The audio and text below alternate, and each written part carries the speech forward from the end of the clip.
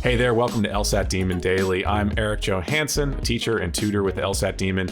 And joining me today is Robert, who's a current LSAT Demon student with a great story that he's agreed to share with us today. Robert, thanks so much for coming on. How you doing?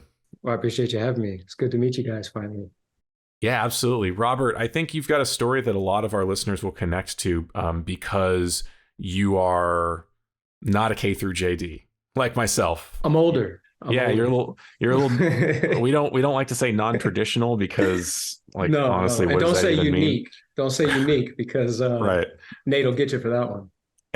Yeah, you're right about that. But we'll get into that a little bit later. Why don't we start with just a quick overview of your LSAT journey, kind of where you started and where you're at now? Sure. Well,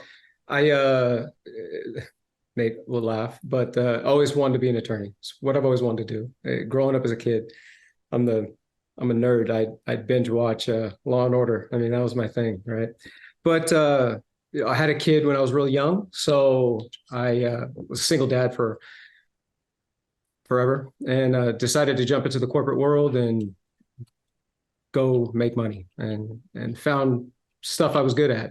Ended up being just focused on that world and thought that's where I was going to be. Not happy. And my son was heading off to college and to go play ball. And he challenged me. He's like, "All right, Dad, it's time for you to get back to work."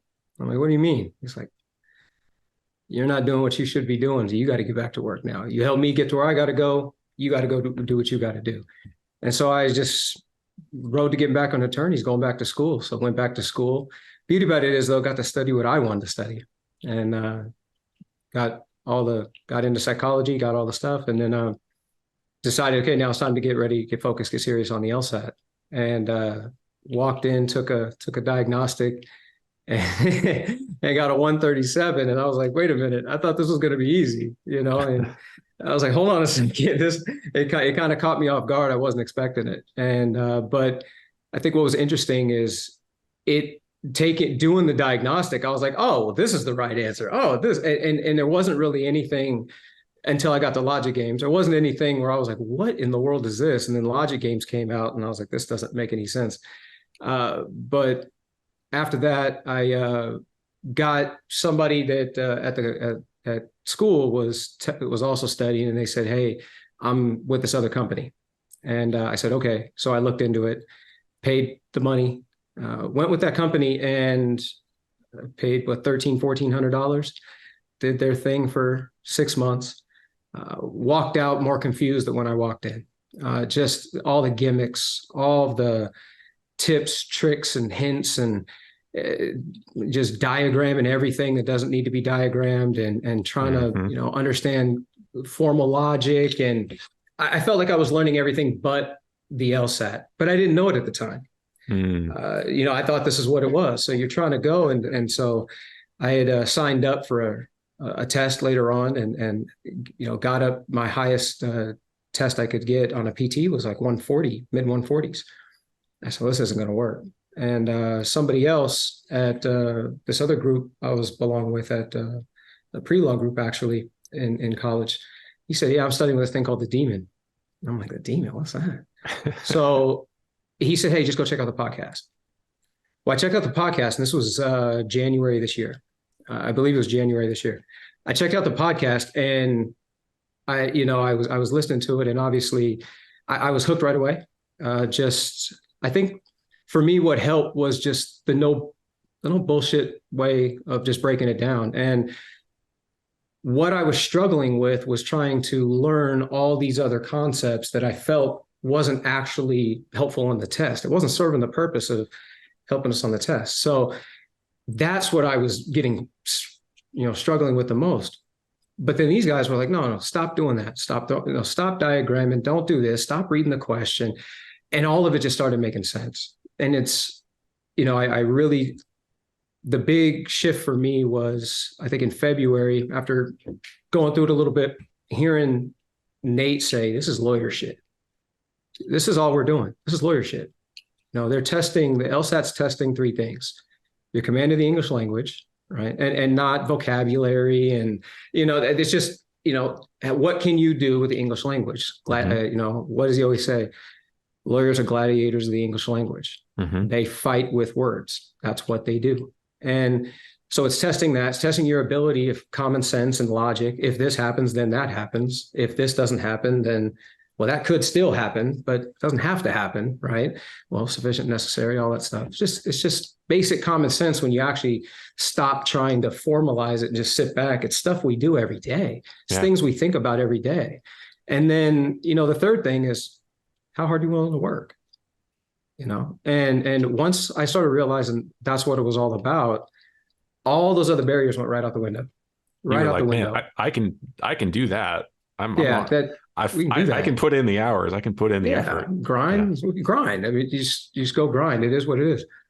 But I think hearing that perspective shift of, this is lawyer shit.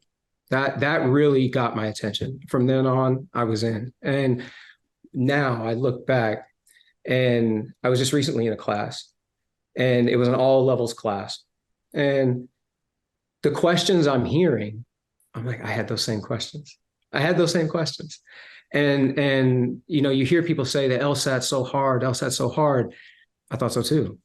And then you hear people say, that person said they love the LSAT. How could you ever do that? Well, I didn't either. But then when you get to a level, when you practice so hard, I mean, things just start. It's like seeing the Matrix, right? And that's what it is, really. It's like you're seeing the LSAT Matrix. All of a sudden, it's like, oh, wait. I know what you're about to ask me based on this bullshit that you're telling me right here. I already know what the question's going to be. I don't even need to. It's almost as if I don't even need to read the question. I've tried that a couple of times. I hear this, I just start to the answer, and I go, yeah, that's the missing piece. So what was the question? You're probably predicting the end of the argument before, like, you've probably read the first sentence and you're like, oh crap, I know where this is going. And I know what the right answer is going to be before you're even done reading the argument. Yeah, it's pretty interesting. But again, it's levels and layers. And to get to that, it takes practice. And so in March, I took, I think February, March, I was working with the Demon. I was on a free account, and I was just working. And then I took my first Demon diagnostic. And for anybody thinking the Demon has a different test, no, it's the same test. It's the same. It's just in their platform. It's the same exact test that you can go on Law Hub. It's the same thing. But I took that, and it was a 163. Something like 15, 20 points up above where you were. 2 months on the free account really Amazing. Is what got it. And just the perspective, the mind shift of what am I actually here to study? What am I trying to do? And really focusing on one question at a time. It's a big thing. There's a couple of things I've kind of outlined for myself that helps me perform at my best with the LSAT. One of them is being in the question. So like being in the moment, being in the question. Last question doesn't matter. Next question doesn't matter. This question is the only thing that matters. But then after, studying, I continuing on, and then got to October and decided, let's go. My PT scores were all in the mid 160 or mid 170s. A couple were touching 179. So it's time. Let's go. And then I got the 176. You, I think, have some great perspective because, like we mentioned earlier, you're a little bit older. You're in your 40s. But I'm sure that it didn't always feel like a good thing. Did you ever feel rushed because you were older? Yeah, so that's a great point. And I empathize with, people I hear that email in, or people you hear, post on toxic Reddit. Don't do that to ourselves. But, they're 25 and they're like, oh, I'm going to be 28 and I'm so old. It's like, geez, or worse yet, somebody, I'm 50 and I'm not 50, but I'm 50 and I'm too old to change. And it's like, okay, well, what happens when you're 53? And you look back and say, well, shit, 3 years ago, I could have went to law school, but I'm here at 53 doing the same thing I was doing at 50. Or I could be 53 doing something I really want to be doing. Which is it? And that was a barrier that I had to get over too. It's not, that was something that I struggled with. And after a while of putting it off and, oh, we'll get to it next year. Well, next year becomes next year. And then it becomes 5 years from now. And then it becomes 10 years from now. And then it becomes, I guess that was something we could have done, but we woulda, coulda, shoulda, and we didn't. And then that was something that, my son had to tell me. He was like, job's not finished, man. He's like, hey, okay, you did this job. You signed up to do this job. You did that, and you helped me get to college, and I'm going on, going to play ball and scholarship and all the stuff. He goes, what are you going to do? What are you doing? He goes, you're going to stay working in a job you don't like and a career you don't like, or are you going to do something else? And that's when I really started to understand the concept of, kind of be kind to your future self. And what that means is, what can you do today that the you a year from now will say thank you? What's the hard thing? What's the challenging thing? What is it that you could do today to be kind to you a year from now, 2 years from now, 5 years from now, that can look back and say, hey, thanks, man. I appreciate you doing that. That was some hard shit. I mean, I'm, late 30s, going back to school, and I've got more work experience than the professors who have never left school. You can talk about K through JD. These people are K through PhD, and they've never left. Yeah. They're still there, right? Mm-hmm. And I'd have professors asking me, hey, wait a minute, does this actually work in the business world? And I'm like, hey, I'll do it for your test. I mean, I'll answer your question for your test, but we don't use this. It's not. It ain't like this. Right. And so but the idea is, when I one of my biggest frustrations before I got to the Demon was realizing last year that, oh, wait a minute, I'm not putting in applications. Forget this year. I'm talking about last year. I wanted to put in applications. I was trying to take the test in the summer, and then, okay, I'm putting applications. I thought right now I'd be sitting in law school somewhere. Thank God I'm not. Because if I was, I would be, up to here buried in debt in a school that probably doesn't even rank in the top 50. And then I'm going to get out. Who knows what kind of situation I'm in, right? I probably would not be the type of attorney I would want to hire. So I had to think about, well, if I'm going to be, and I'm not going to tell you the real number, but if I have to be, 44, well, then what's 45? Yeah. Is the point to be an attorney, or is the point to be an attorney with conditions? I can only be an attorney if I can do it before I'm 44. What? So you don't plan on living past 44? Like, right, what? Yeah. I mean, what do you do? You're going to be working that long anyways, aren't you? What does it matter, right? Yeah. And if you think about it, I think Ben was the one that said it. And I was running when I heard it. I like to listen to it when I run. And I almost stopped. I was cracking up. Somebody wrote in, and forgive me, I hope I'm not putting anybody out there, but somebody wrote in and said, I'm worried, 20 years from now, I'll be 50, 20 years in. And he goes, okay, so at 50, you'll be 19 years in. What's the difference? Right? Yeah. What's the difference? 50, 51? With another 15, 20 years still to work. Yeah. A lot of things we get in our own way because we put conditions on things that, sort of like an LSAT question. We put conditions on things that just don't make any sense. And then we don't strengthen or weaken our own thinking, right? We're not like, wait a minute, hold up, we're missing something here. Our conclusion isn't logically valid. We can't. There's some assumptions we're either making or we're missing out on some connections here, because it just doesn't make sense what we're saying. And a lot of times, if we just kind of rephrase things back to ourselves, we'd be shocked at how often we're like, wait, is that what we're actually telling? Wait, that doesn't make any sense. Yeah. And so, I pushed out the cycle not once, but twice. And okay, I'll push it out again if I have to, because the goal is to become a something, not to become that something with conditions. It's, if I have to go through 10 obstacles to get there, then it takes 10 obstacles. That's how much it costs. It costs 2 years of study. Okay. It costs 2 years of training camp to get to the season. Okay. Because if we think about it, what is the LSAT? Why are we taking the LSAT? What's the purpose? Why are we even doing it? Want to be an attorney, right? Or we want to go into law. That's the whole point. Why else would we be doing this? This doesn't make any sense. Mm-hmm. But we're doing this because we have an outcome in mind that we're trying to accomplish. And the people, including, Ben, Nate, admissions, Dean Z, whoever, what do they say? The LSAT is one of the best predictors of success in law school.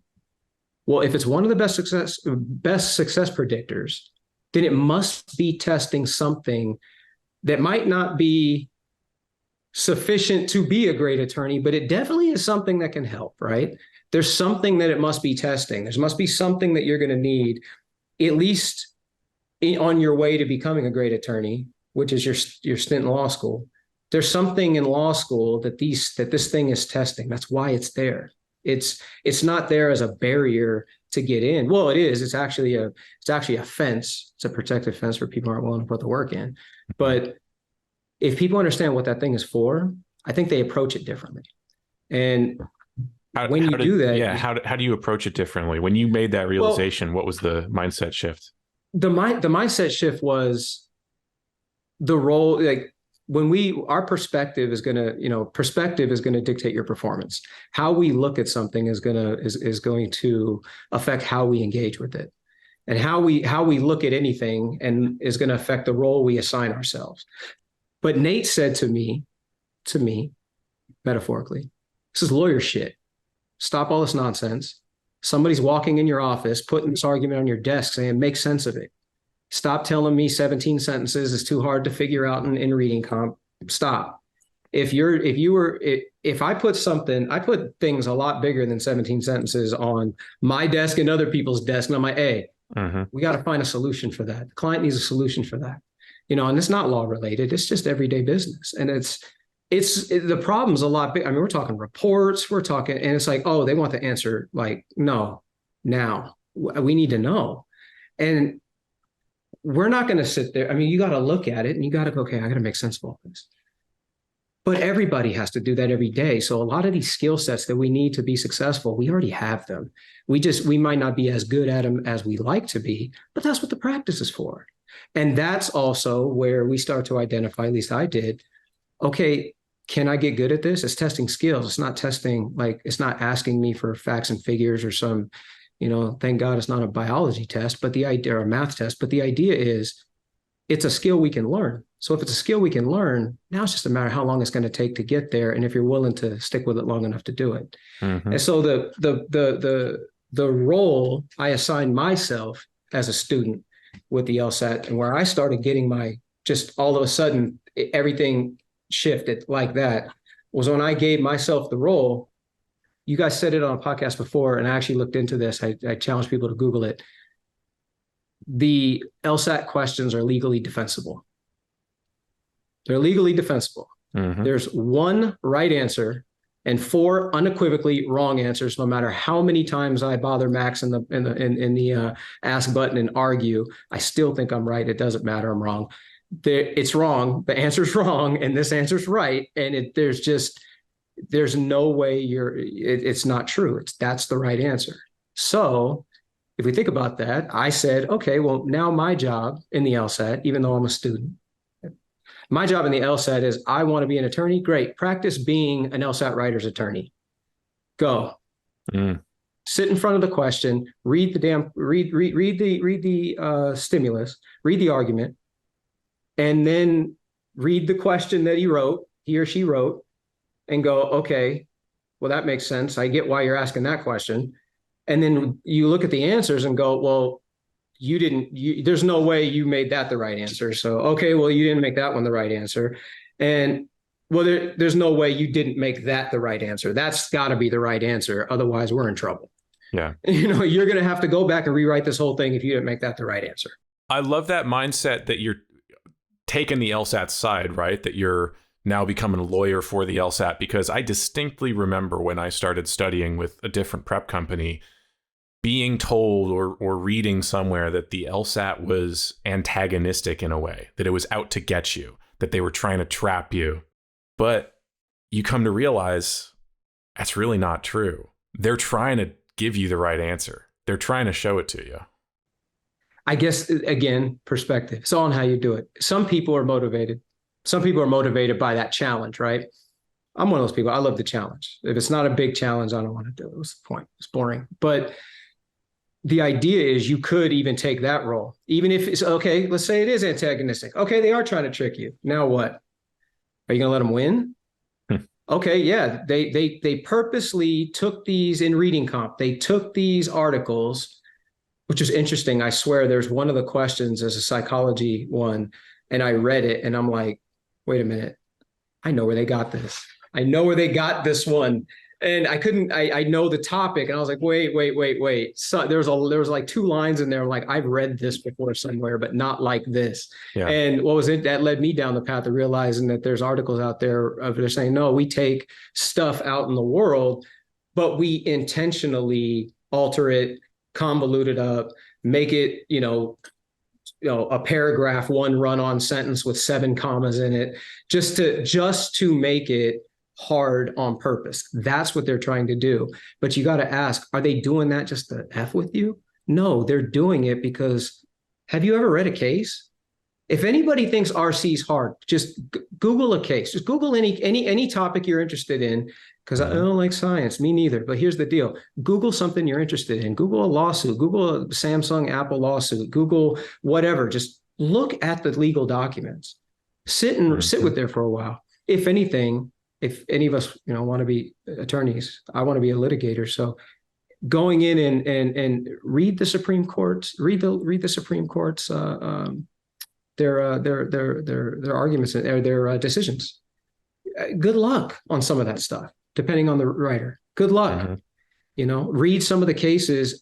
You can go online right now, and every 1L has the same classes, and there's a lot of classes that this stuff's online. A lot of it.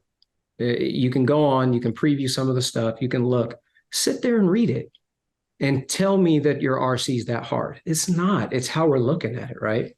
And then, but yeah, you could take the role of, okay, you're trying to trick me. Well, now, like Nate does, everything that I read is, well, bullshit, prove it. Excellent. Well, Robert, you've already been super generous with your time. I can't let you go without asking a little bit about sports, though. You've got the Seahawks helmet behind you. You're a runner. You say you work with athletes on what mindset, performance stuff. Is that right? Yeah. So my brother is one of the best. Just highly sought after high school trainers. Hopefully he'll never watch this. He's a better coach than I ever was. But one of the things I recognize, especially working with, youth, is a lot of it just has to do with the roles they assign themselves, really what they're trying to accomplish and things like that. And then obviously, working one-on-one with my son, getting them to see that obstacles are opportunities. When we want to improve our performance, a lot of people struggle with getting better at anything. And we talked about a little bit that put conditions on it. Well, I'm willing to do it if I don't have to, as long as I can do it this way. It's like, well, then you really don't want to do it. Because if you want to do it, you do whatever it takes. But the idea is we get stuck in our comfort zones. They're safe there. We know what's going on. Our brains are always trying to make sense of our world. That's its job. Our brain's number one job is to get us from today to tomorrow. So any of the other stuff that's hard or difficult or scary or unknown, it's like, well, wait a minute, we don't want to go do that. And we literally have to fight ourselves to go do things and step out of our comfort zones. But to do that requires that we look at things that we're just not good at. And when we see things in the LSAT, especially, tie it into this, whether it's we see something in the LSAT or whether you're trying to do something on, a court that you've never done, you're trying to do something on the field, you're trying to improve a skill, no matter what it is, you have to go into this zone between your max level and the level that you want to get to. That gray area right there is your failure zone. You're not going to be good at it. And you have to afford yourself the time to fight through that to get better. There's no other way to do it. And the more you do it, the brain actually, the connections get stronger and you get better at doing it, but it takes time. It takes time, it takes repetition, it takes intention. And that's why I'm a big believer on, what is it? What's your purpose? What's your goal? Why are you even doing anything? LSAT, playing basketball, whatever. Why are you doing it? Because you need to understand what you're trying to accomplish, because then your purpose, that will then create the perspective that you need. Your perspective being the lens you see everything through. It'll be the role you assign yourself. Your job, your purpose right now, working with the demon, is to help other people. Whether it be here interviewing me, you're trying to either get information out of me so hopefully somebody out there can benefit, or worst case scenario, the demon benefits, and then more people are attracted to the demon, and then you guys help more people. That's one thing. Or as a teacher, you're working one-on-one and you're trying to coach me to be better. Well, you're trying to help me be better. So that's the purpose. So everything you're going to be doing is going to be aligned with that. So your role, then you assign yourself of a teacher, and your performance is going to be right in line with whatever that is. So our purpose is going to design our perspective, and our perspective is going to dictate our performance. It's just how it works. And if we're going to get better at anything, it's really important that people remember, why are we doing any of this to begin with? And when you do, you're going to be shocked at how you just start seeing things that didn't make sense before. Well, not only are you going to get better at the LSAT, but you're going to get better at the skill that you're going to need to take with you to law school. So when you're reading a case, or you're someday maybe sitting in front of a client and you got to put a case together, you're going to go up against another attorney and you're like, actually, that's bullshit. This is how this works. And I think that we miss that sometimes. People, especially when we're in this particular thing, focus on the LSAT. It's more than just an entrance exam into law school. It's an opportunity to grow skills that we currently don't have. So that means if you're struggling, that is literally a neon sign. I mean, it's somebody just jumping up and down in front of you. It's your goal, literally doing this, saying, hey, fix me and you get better. Yep. This door, come through this door right here. Your path to getting better is right here because you suck at this. Yep. So come on in, because if you get good at this, you just went from a 5 to a 6. Go. Yep. For me, that was parallel reasoning questions. For the longest time, I was like, oh shit, parallel reasoning question. Here we go again. Can't. Yeah, man. And then at a certain point, I hated them. Yeah. At a certain point, I just decided, you know what? This is what I need to work on.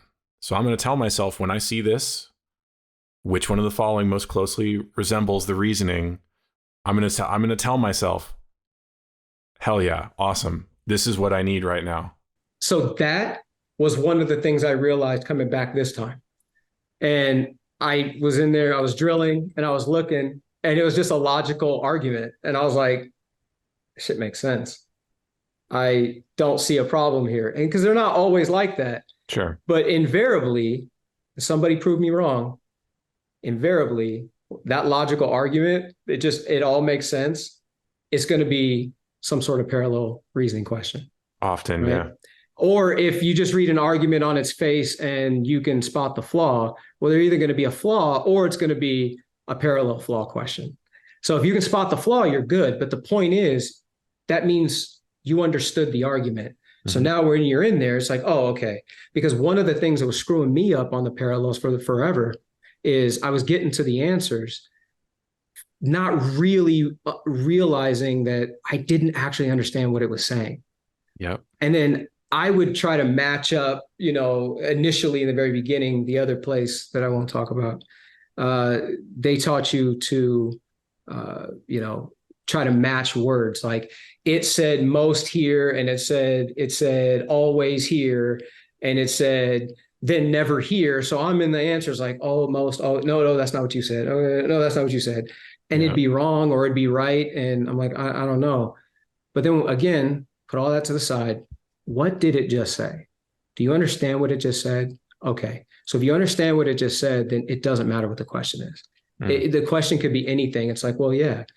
And again, if you don't want to think about it as being an attorney for an LSAC writer, that's just one of the games. I like to gamify it. That might be a game. It might be, okay, well, your job is to go teach this. Well, now you're an LSAT teacher. So understand it and go teach it to somebody. That's a good place to start, because if you're good enough to understand it that you can then tell it to somebody else, then you probably got it. Yeah. You mentioned you've worked with some study partners, some study groups at some point. Yeah. I would recommend that to people. Try it out, because, hey, coming from an LSAT teacher, one of the most humbling things is trying to teach the LSAT to other people, to make you realize that you might not know it as well as you think you do. So forcing yourself or giving yourself that opportunity to teach a question to somebody else, it's really going to make you push yourself to understand it. I mean, some people, some people's dogs are probably running out there able to get a 170 on the LSAT because they've just been sitting there too. No, I'm just playing.